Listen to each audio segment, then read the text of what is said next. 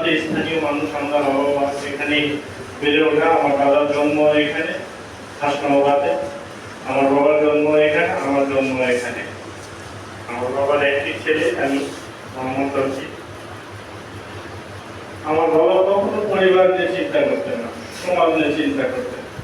পরিবার কি হবে, পরিবার কোথায় কি, এরকম কখনো তার মনের ভিতর ছিল না। সমাজ, মানুষ, কাকে কিভাবে কি করতে হবে, কার জন্য কোথায় যেতে হবে, এরকম ধরনের সে মানুষ ছিল। আর কোথাও কোনোভাবে কোনো কথা বলতে গেলে, কোনো বিপদ, কারো কোনো কাজ করতে হবে, কোথায় যেতে হবে, এরকম তিনি সাহসী মানুষ ছিল। নওগাঁতে যত নওগাঁর কালচার, নওগাঁর সমাজ, নওগাঁর সংস্কৃতি, এগুলা নিয়ে সে চিন্তা করত।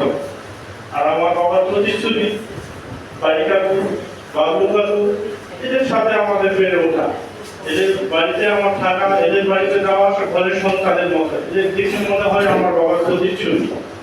আমি তো কখনো চিন্তা করি না যে আমার বাবা মনে মোস্তাক।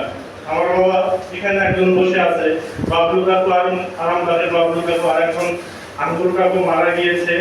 ওনাদের এত ভালোবাসতেন, এত শ্রদ্ধা করতেন, কখনো বাবার অভাব বুঝতে দেয়নি। সেটা যে কোনো সময় বেঁচে, উনি বেঁচে থাকতে, আমার বাবা বেঁচে থাকতে মারা যাওয়া, কখনো কোনো যে কোনো বিষয়, যে কোনো সমস্যা, যে কোনো প্রবলেমে তাদের সাথে পেয়েছি আমি।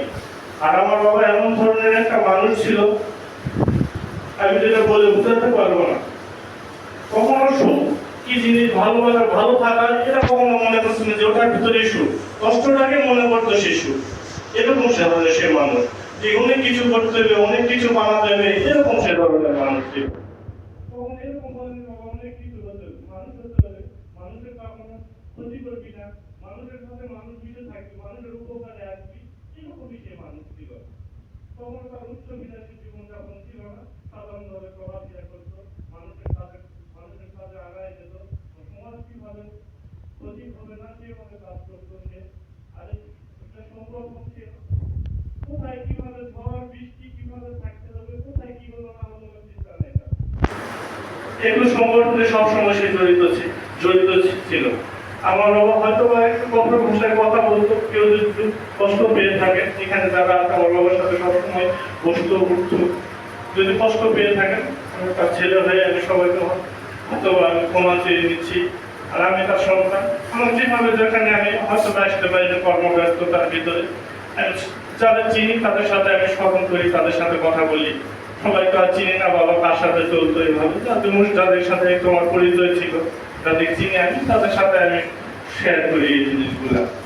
আমার বলার তো কিছু নাই, আর কি বলবো আমার বাবা সম্পর্কে। এখানে আমি যত শুনেছি, যতটুকু শুনেছি, এর থেকে আমার আর কি হতে পারে। আমি গর্ব করি এটুকু বাবার সন্তান হিসেবে যতটুকু পাচ্ছি, যতটুকু এখানে স্মরণ করা হচ্ছে।